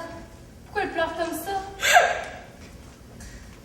Pourquoi je me suis pas pris sur elle pour la consoler? C'est comme si on avait pas le droit de pleurer en public. Oh oui, bonne idée. Ce serait une femme en crise de larmes sur le trottoir. Elle est en crise sur le trottoir et tout le monde passe à côté d'elle sans s'arrêter. Il y a même des gens qui l'enjambent parce qu'elle est complètement affalée sur le trottoir. Elle prend de la place étendue tout son long. Ça bloque le passage.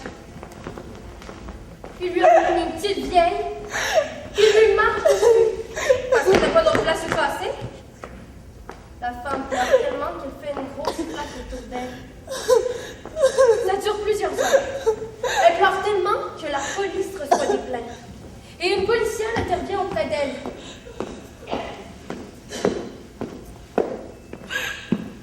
Elle lui explique qu'elle n'a pas le droit de pleurer comme ça dans la rue. Madame, vous troublez l'ordre public. Et si ça continue, il s'agira de tapage nocturne. Mais où est-ce que j'ai le droit de pleurer? Vous avez le droit de pleurer, mais discrètement, sans trop faire de bruit. Elle lui dit qu'elle a envie de pleurer toute sa peine et sa rage, puisque l'homme qu'elle aime l'a laissé tomber. Et qu'on arrête donc l'homme qui est à la source de tous ces espoirs brillants. Qu'on l'arrête, lui, pour qu'il puisse laisser marcher la population en paix sans rien avoir à enjamber sur le trottoir. Pas arrêter un homme parce qu'il a laissé tomber une femme. C'est pas un motif d'arrestation. Ah non, vous êtes sûr? La loi est formelle.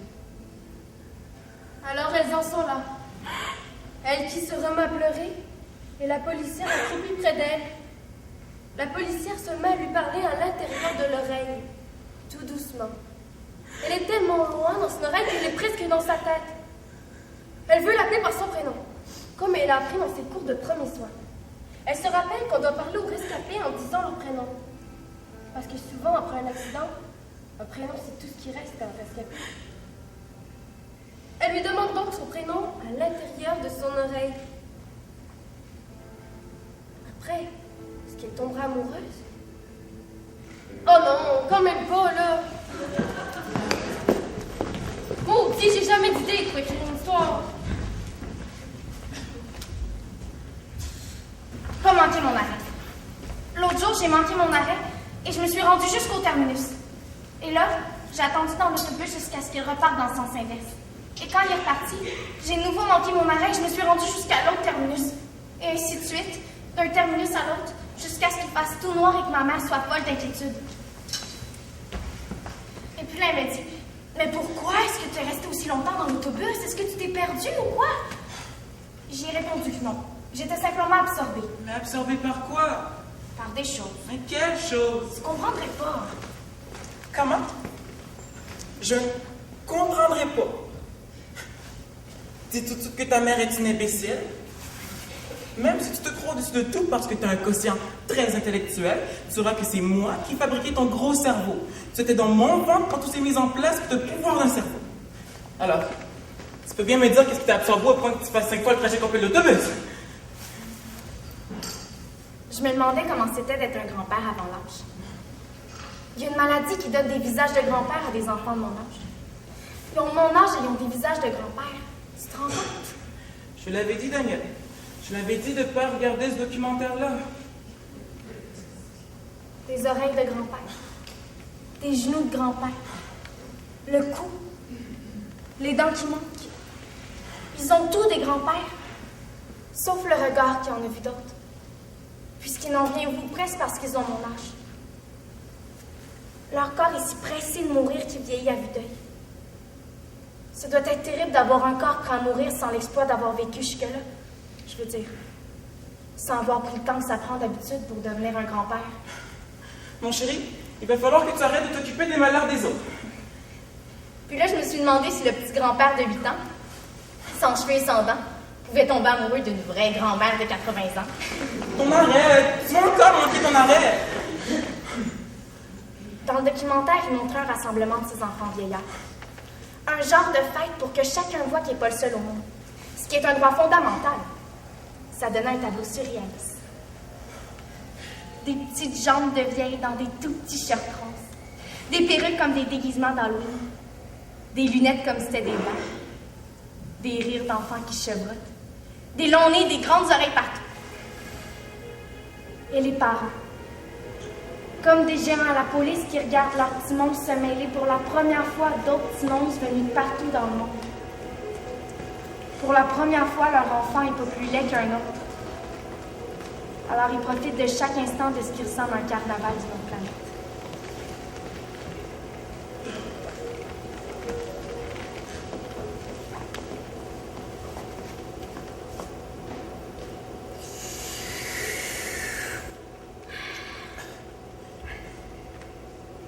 Cet enfant-là, il est pas normal. Cet enfant-là, c'est ton fils. Je sais bien. C'est pour ça que j'ai inscrit un sport aussi. Il me semble que ça se fait comme père d'inscrire son fils à un sport. Mais il aime pas ça, le sport.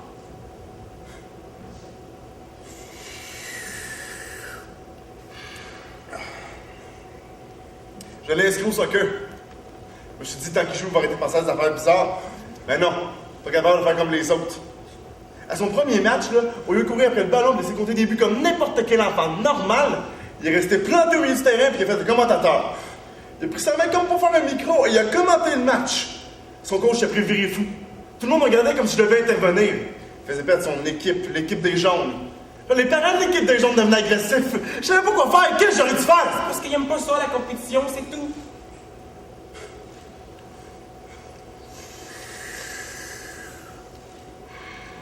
T'as le temps qu'il faut dans un sport plus solitaire. Comme un tir à l'arc. Ah ouais, tu crois? Du tir à l'arc.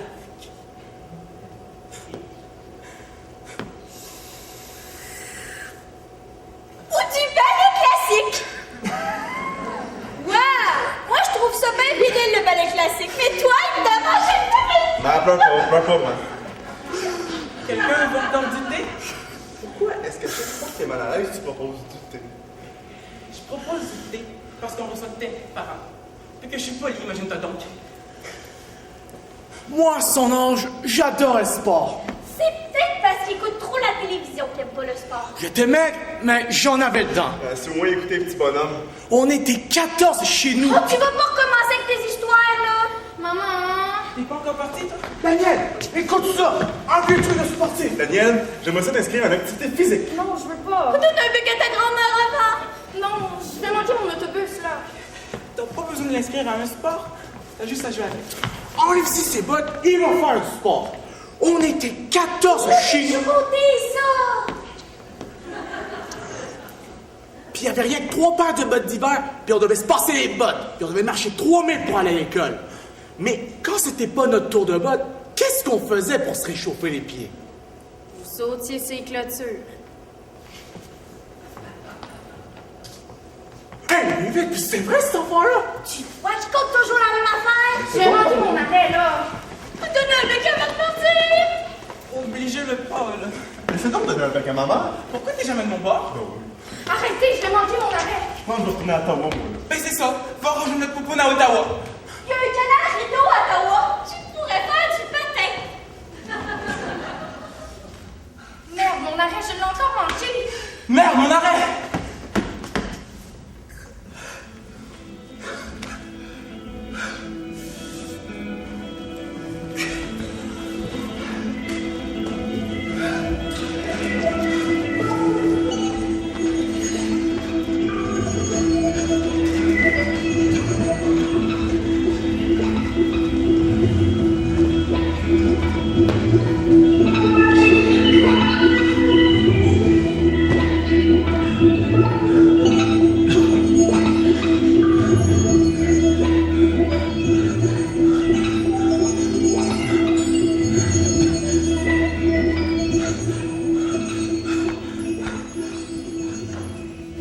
Estelle? Estelle? Estelle? Estelle? C'est pas moi, Estelle. C'est pas moi. Estelle? Pourquoi est-ce que tu te reconnais jamais? Et tu vois bien que c'est pas moi, Estelle. S'il te plaît, Estelle. C'est pas moi! Fais-moi plaisir.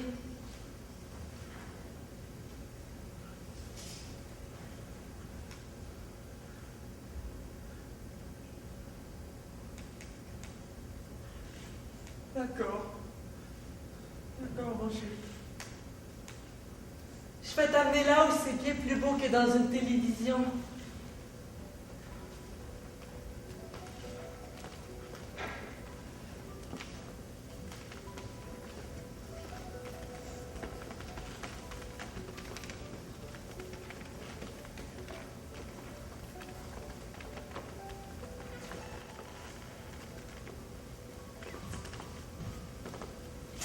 Mais c'est pas Estelle. Mais non, c'est pas elle. Mais non, c'est pas Estelle. Je veux lui faire plaisir.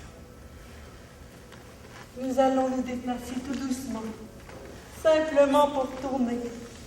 Et nous deviendrons une planète parmi d'autres planètes. Tout le monde va tourner sans plus aller nulle part. Ça serait vrai pour tout le monde. Estelle a disparu depuis longtemps. Estelle n'a jamais existé. Estelle est un personnage de télévision. Elle n'existe pas vraiment. Et tu ne douteras plus jamais de ton existence, parce que je tiendrai si fort à toi. Et à force de tenir à toi, mes bras prendront la forme de ton corps. Et tu ne pourras plus douter d'être bien là. Parce que tu sais maintenant que tu es bien là. Et bon, chérie. Il veut lui faire plaisir.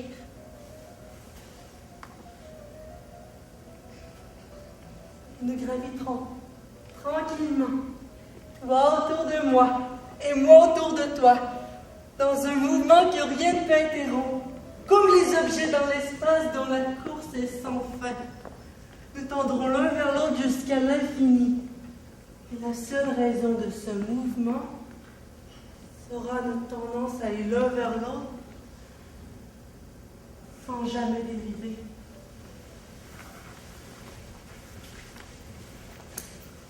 Sans jamais dériver. Estelle a disparu depuis longtemps. Estelle n'a jamais existé. Oui, bon, on a compris que c'était pas Estelle.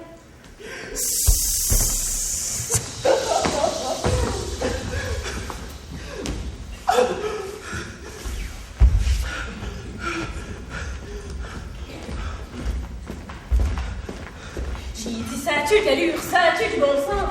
6 ou 7 ans. Mon Dieu, ça passe vite.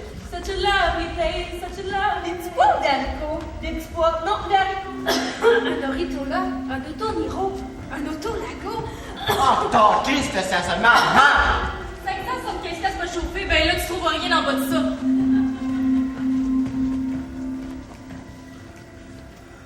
Ariane?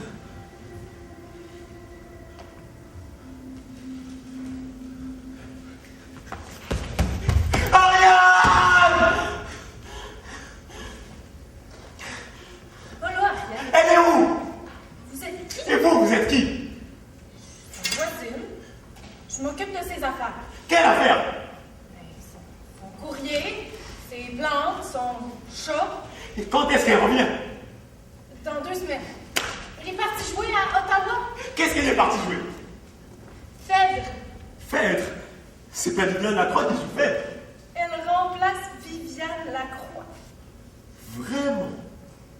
Elle devrait être folle de joie. Est-ce qu'Ariane était folle de joie? Je sais pas. Il y a combien de temps qu'elle est partie? Vous venez de la manquer. Elle est partie prendre son autobus. Ça fait combien de temps qu'elle est partie? C'est pas trop. 15 minutes. Merci. Est-ce qu'il y a un message? Monsieur? Pourquoi tout le monde aime Ariane Ledendre? J'en ai-tu, moi, des hommes qui crient mon nom en bas de ma fenêtre? J'en ai-tu, moi, des hommes qui partent à courir pour attraper l'autobus que j'ai pris? J'en ai-tu, moi, du talent que le monde me regarde?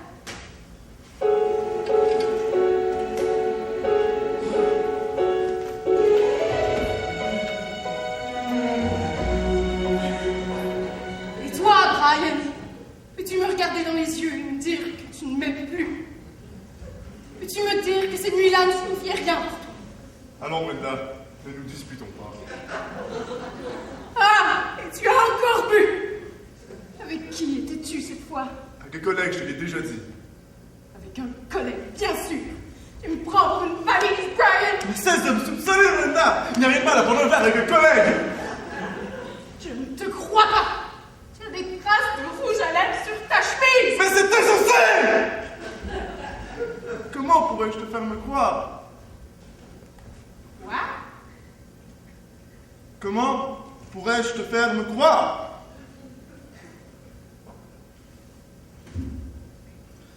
Quoi? Comment pourrais-je te faire me croire? Mais qu'est-ce que tu racontes? Je ne comprends rien à ce que tu me dis! Avoue, tu m'as encore trompé! Non, je te jure. Dis, Peanut, sans rire. Peanut. Peanut. Et Peanuts. C'est bon, je te crois. C'est arrive, Max. Tu fais cela à me garder de retrouver ta carrière à Ottawa? Oui, c'est à toi que je parle. Tu penses pas que tu vas être à carrière à Ottawa? Ariane, ma télé me parle. Ariane! Il faut que je m'accorde l'importance. Il faut que je me concentre sur moi-même. Je crois que je suis en train de disparaître. Il faut que j'existe. Il faut que j'arrête d'entendre. Oui, il faut que je parle. Il faut que j'aille trouver Ariane. Il faut que je me fixe un objectif. je mange. Il faut que je respire. Il faut que je dorme. Il faut que j'agisse. Il faut que je travaille. Il faut que je consomme. Il faut que je me regarde dans ce miroir. Il faut que j'ai de l'ambition. Il faut que je passe mon chemin sans voir les autres. Il faut que je retrouve mon indifférence pour les autres. Il faut que je retrouve mon amour pour Ariane et mon indifférence pour tous les autres. Il faut que j'aille voir Ariane. Il faut que j'aille voir Ariane. Il faut que j'aille voir Ariane. Ariane! Max, qu'est-ce que tu fais ici? Je suis venu à Ottawa parce que la dernière fois que tu me l'as demandé, j'ai refusé. Mais là, je t'ai rien demandé. Qu'est-ce que t'es venu faire? Je suis venu te demander pardon de ne pas être venu à Ottawa la dernière fois. Je regrette profondément. Écoute, ça fait 2 ans et puis tu travaillais. Tu pouvais pas venir. J'aurais dû tout annuler pour toi. Mais non, c'était un caprice de ma part et puis j'en suis revenue. Tu me l'as demandé de venir à Ottawa. Tu m'as supplié en te tordant les mains. Tu m'as supplié. Il me semble que tu t'es mise à genoux. Je me suis pas mise à genoux. Max, tu m'as dit, viens à Ottawa pour ma première. S'il te plaît. Je suis nerveuse. S'il te plaît. Viens, sinon, je ne saurais pas pour qui jouer, ni pour qui saluer, ni pour qui recommencer le lendemain. Max, regarde comment je tremble. Et tu me feras repasser mon texte. Et tu mettras tes mains sur moi comme un baume. J'ai mal au ventre, Max. Et j'ai peur la nuit. J'ai peur de prendre le dernier verre avec quelqu'un d'autre et que ce ne soit pas toi. Viens à Ottawa, s'il te plaît. J'ai peur de te tromper si tu viens pas. Ça suffit! Tu dois t'en aller maintenant. C'était pas un caprice de ta part. T'avais besoin que je vienne avec toi. Mais la différence, c'est qu'aujourd'hui, j'ai pas besoin de toi à Ottawa. Mes mains tremblent plus, j'ai plus peur la nuit, et puis je peux plus te tromper parce qu'on n'est plus ensemble, Max. Est-ce que je peux voir le spectacle? Dans ce cas-là, tu vas aller à la billetterie. C'est ce qu'on fait quand on veut voir un spectacle. Oui, mais moi, je veux que tu me demandes de rester voir le spectacle. Non, tu fais ce que tu veux. Alors, je reste ici. Où ici? Dans ta loge. T'as pas le droit. C'est pas grave. Max, t'as pas le droit d'être ici. Je vais toucher à rien. Je t'attendais ici. Max! Tu m'avais pas dit que tu remplaçais Viviane Lacroix? Félicitations. Merci. T'as dû crier de joie quand ils t'ont demandé de remplacer Viviane Lacroix? Je sais que t'admires beaucoup Viviane Lacroix. Si on avait encore été ensemble quand ils t'ont demandé de remplacer Viviane Lacroix, tu m'aurais sauté au cou en criant « Max, tu t'en rends compte? Je vais remplacer Viviane Lacroix. » Tu m'aurais sauté au cou. J'en suis certain. Ok, ça suffit. Tu dois t'en aller maintenant. Non. Je vais m'asseoir ici et t'attendre. Je dois me concentrer, là. Concentre-toi. Je vais voir comment t'es quand tu te concentres. Stand by. 5 minutes. Max, chante dans 5 minutes. J'ai entendu. Est-ce que tu commences à être faible? C'est un grand rôle, faible. T'as pas le droit d'être ici. Je sais même pas comment t'as fait de te rendre jusqu'ici. Je me demande bien, quand est-ce que tu commences à devenir faible? Dans l'autobus? Dans la rue? Dans les coulisses? Dans la loge? Ou bien est-ce qu'il faut d'abord que tu deviennes Viviane Lacroix pour ensuite jouer faible? Pourquoi est-ce que t'es venu? Je refuserai plus jamais d'aller à Ottawa. Tu vas pas m'obliger à faire venir quelqu'un pour qu'il te mette dehors? Je sais que tu le feras pas. Pourquoi? T'aimes pas les scandales? T'es vraiment chien. T'es vraiment chien, Max. Sors, OK?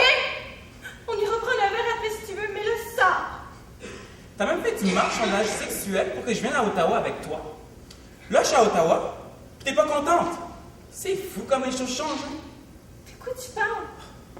De quoi tu parles du marchandage sexuel? Tu t'es mise à genoux devant moi. Et tu t'es mise à défaire ma ceinture. Suggestivement, on me demande d'aller à Ottawa avec toi. Ah, c'est pas vrai. C'est pas vrai. Là, je vais jouer, puis je vais être bonne. Même si t'es venue ici pour tout gâcher, je vais être bonne. C'est ça! Va être bonne pour les autres encore!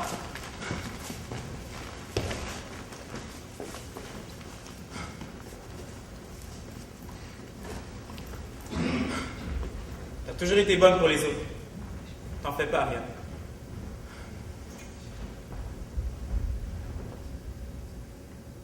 T'es bonne. T'es une grande actrice. Tu vas tous les éblouir. Les critiques vont être dithyrambiques. T'inquiète pas. Ariane. Je suis là. Je suis avec toi. Je suis à Ottawa. Je pose mes mains sur ton ventre comme un baume. Je t'aime, Ariane. Max. J'ai Ottawa!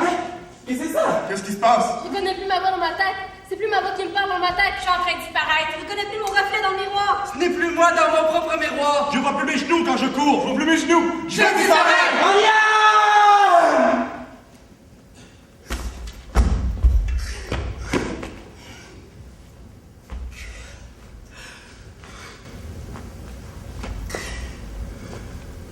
Ariane! Ariane! Je t'aime, Ariane. Max. Ariane! Max. Ariane! Faut arrêter de crier comme ça, les voisins vont appeler la police. Bonsoir. C'est allumé. Elle est pas là, Ariane. Je vous ai dit qu'elle revenait juste dans 2 semaines. Je sais. C'est vous que je vais voir. Je criais Ariane parce que je connais pas votre nom. Je préfère Ariane.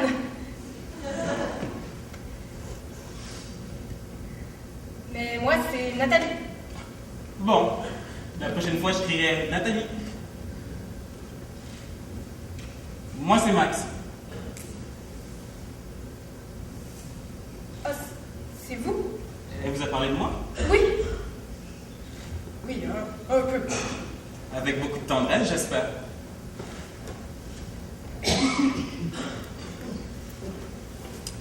Vous arrosez ces plantes en plein milieu de la nuit?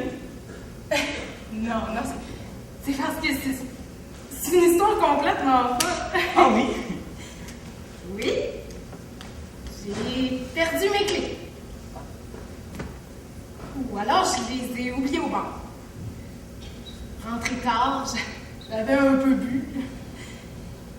Et donc j'ai perdu mes clés. Ou oubliées dans le taxi. Ou peut-être échappé. Donc, comme j'avais les clés d'Ariane qui m'a confié ses clés, je me suis permis de... Je pouvais aller nulle part à cette heure-là. Je me suis dit que je dormirais ici en attendant d'y voir un peu plus clair. Je me suis allongée sur le sofa. Mais demain, je retrouverai mes clés. Ou je ferai venir un serrurier. Je raconterai ça à Ariane. On rira. Ah oui, vous avez bien fait. C'est naturel. Donc, j'arrivais pas à dormir. Je lisais un peu. Vous savez, moi non plus, j'arrive pas à dormir ces temps-ci. J'ai plus d'importance à mes yeux. Je suis en train de disparaître. Et j'ai plus de genoux non plus. J'entends tout le monde. Voulez-vous que je laisse un message à Ariane? Peut-être qu'on pourrait prendre un dernier verre. Quoi? Voulez-vous m'inviter à prendre un dernier verre avec vous? C'est que c'est pas chez moi ici, ça me mettrait mal à l'aise de... Je veux dire que je suis pas dans mes affaires. Mais demain, peut-être... Je veux dire que ça tomberait mieux demain. Je comprends.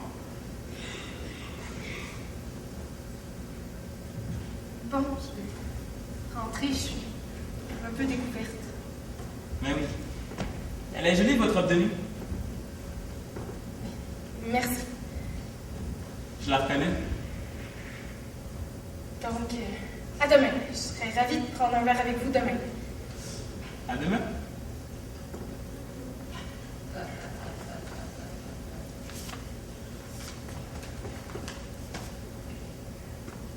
Ne laissez pas trop tard.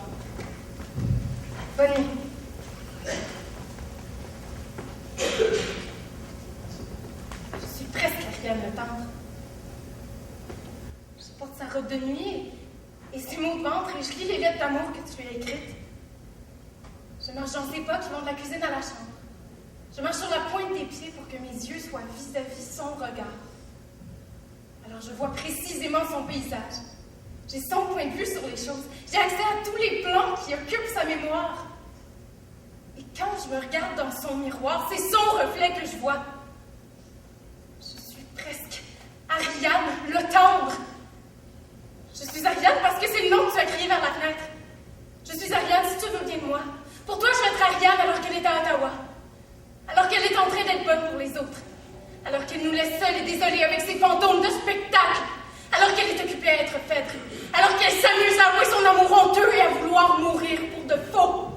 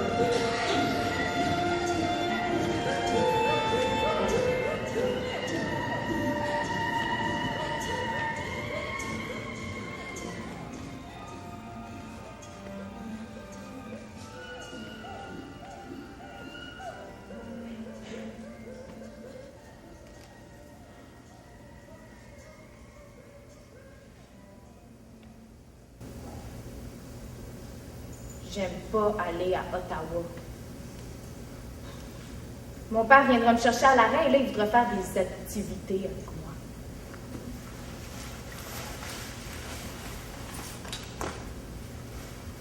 Ça le rassure beaucoup, les activités.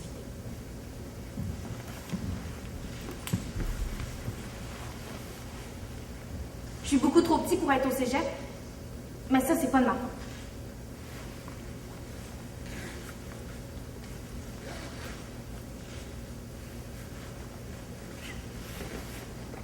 Ils m'ont averti que je souffrirais au niveau social et c'est vrai. Ils n'ont jamais vu ça, un petit gars de 8 ans qui va au cégep, alors ils me voient un peu comme un extraterrestre. Et c'est peut-être pour ça qu'ils sont incapables de compassion envers lui. Je l'ai appris à mon cours de compassion. Je veux dire de philosophie.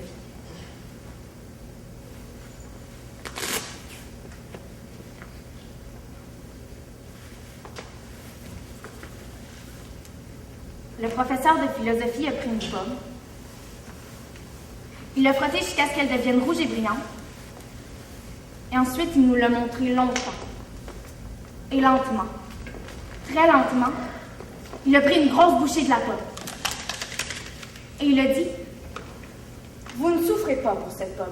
Vous ne pouvez vous voir dans une pomme, et c'est ce qui explique que vous pouvez voir une pomme se faire croquer, ou croquer une pomme sans éprouver de compassion pour elle. Aussi, vous ne pouvez éprouver de compassion pour un être humain que si vous vous voyez dans cet être humain. »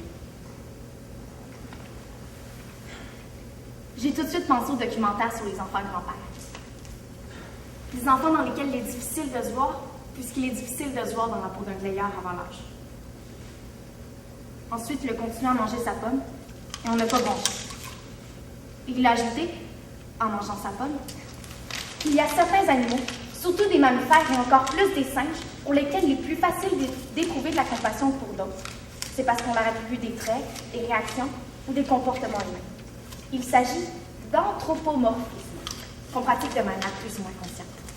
Et comme il est plus facile de faire de l'anthropomorphisme auprès d'un chien que d'une fourmi, à cause de l'aspect, eh bien on aura plus de difficultés à tuer un chien qu'à écraser une fourmi.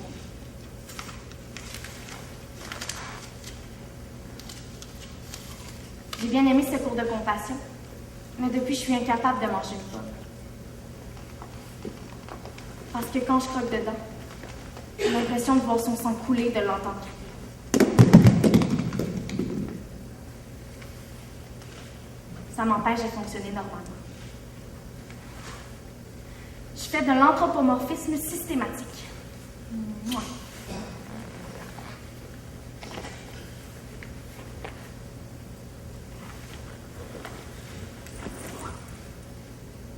Par exemple, je peux pas faire de ski alpin sans avoir l'impression que je creuse les plaies d'une montagne, que j'ouvre ses cicatrices. Je marche sur la pointe des pieds pour ne pas trop peser sur le dos de la terre. C'est dur à vivre.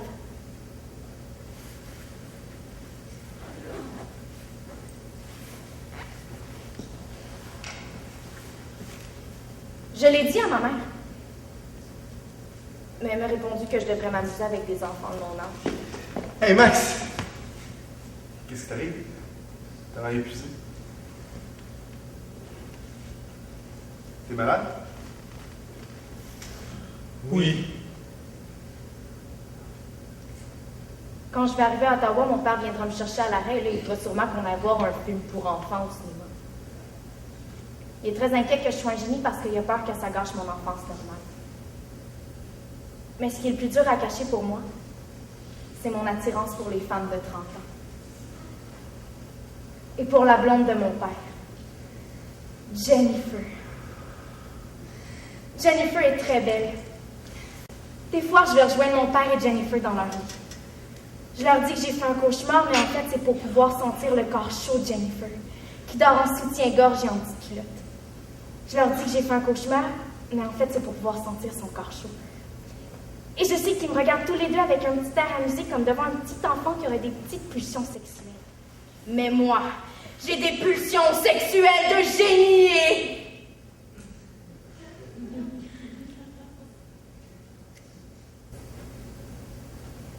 Pourquoi on dit pas copuler pour les êtres humains déjà? Ah oui, c'est vrai. C'est parce que sinon, ça voudrait dire qu'il n'y a pas d'émotion quand on fait l'amour, alors qu'il paraît qu'il y en a tout plein. Mais ça veut dire qu'on sous-entend que les animaux n'ont pas d'émotion quand ils font l'amour. Mais qu'est-ce qu'on en sait? On ne sait pas.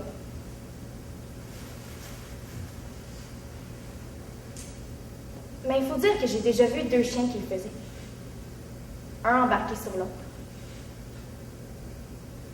Puis il avait l'air un peu dans l'eau. Max, il faut que je te dise. Chut! J'essaie d'écouter. Quoi? Rien.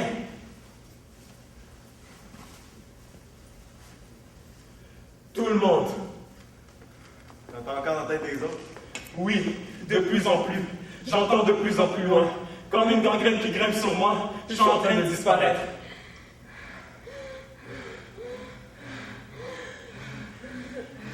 J'entends si loin que je peux même te dire ce qui se passe dans les conscients des gens. Peut-être que je vais disparaître. Et comme ceux qu'on empêche de dormir. Et donc me rêver. Et qui tombent dans une dépression parce qu'ils n'arrivent plus à évacuer. Je ne rêve plus pour moi. Et je ne pense plus pour moi. Je suis vidé de mon essence afin de mieux devenir les autres. Je suis les autres. Je suis nous les autres.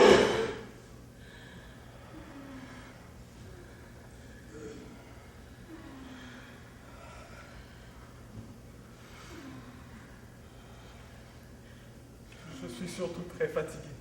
Parce que ce qu'on ne sait pas, c'est qu'on traîne la fatigue de chacune des générations qui nous ont précédés.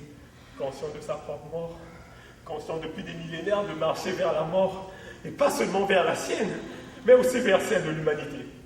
Alors, il ne faut pas s'étonner d'être fatigué. Pourtant, j'entends certains se dire... Mais pourquoi est-ce que je suis si fatigué? Toi, André, est-ce que tu te demandes parfois pourquoi tu es fatigué? Moi, je vais te dire, on est fatigué d'avoir tant de mémoire. À rien de penser qu'il fallait de l'imagination pour être une grande actrice. Peut-être qu'il faut juste de la mémoire. Je ne parle pas de la mémoire qui retient le texte. Je parle de la mémoire qui fait qu'on est fatigué pour tous les êtres humains. Les morts et les vivants. Maintenant que je suis enfin fatigué pour les autres, que je suis devenu les autres, est-ce que je suis un acteur? Est-ce que je suis un grand acteur? Je pourrais souvent être un acteur formidable, transcendant, grandiose. Je pourrais, si je voulais, être un grand acteur et porter la parole de n'importe quel être humain comme jamais n'a été porté. La rendre avec tous les échos qu'elle mérite. Et on se dirait, mais qu'est-ce qu'il y a de si exceptionnel cet acteur? Qu'est-ce qu'il a qui nous touche à ce point qui fait qu'on aime être touché par lui? Mais je ne serai jamais un acteur, parce que je n'ai plus de vanité. Et je m'en ennuie d'ailleurs. Je tenais à ma vanité, à ma personnalité, à mon identité. J'aimais exister pour moi-même, par moi-même. Je veux avoir de l'importance à mes yeux. Mais je ne fais pas le poids. Personne. Personne ne fait le poids de milliers d'êtres humains. Jamais aimé Ariane. L'amour électif est devenu impossible depuis que le monde a pris toute sa place, sans gamme d'importance, sans ordre d'affection. Le moment que j'entends, et dont chaque mot semble s'adresser à moi. Il faut que je parle. Si c'est moi qui parle, j'existe. Tandis que si je me tais, c'est une agglomération des mots étrangers qui se collent à ma tête. Et alors il n'y a plus le mot d'espace pour ma pensée. Mais qu'est-ce que je fais de même? Les mots ne m'appartiennent plus. Je pensais conquérir le monde, mais c'est le monde qui m'envahit, qui m'étouffe, qui m'étrangle, qui m'avale. Et pourtant, je vous entends. Je vous entends. Mais je ne peux plus rien dire de ce que j'entends.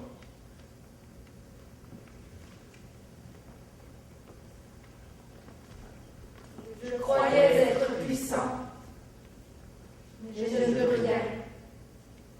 Rien que vous entendre. Et de cette superposition de vos balbutiements, depuis des millénaires, il ne reste qu'une note grave et aiguë à la fois. Une plainte ou une jouissance. Comment savoir? Une grimace aux oreilles. Un rictus sonore. Quelque chose dont je ne trouve pas le sens.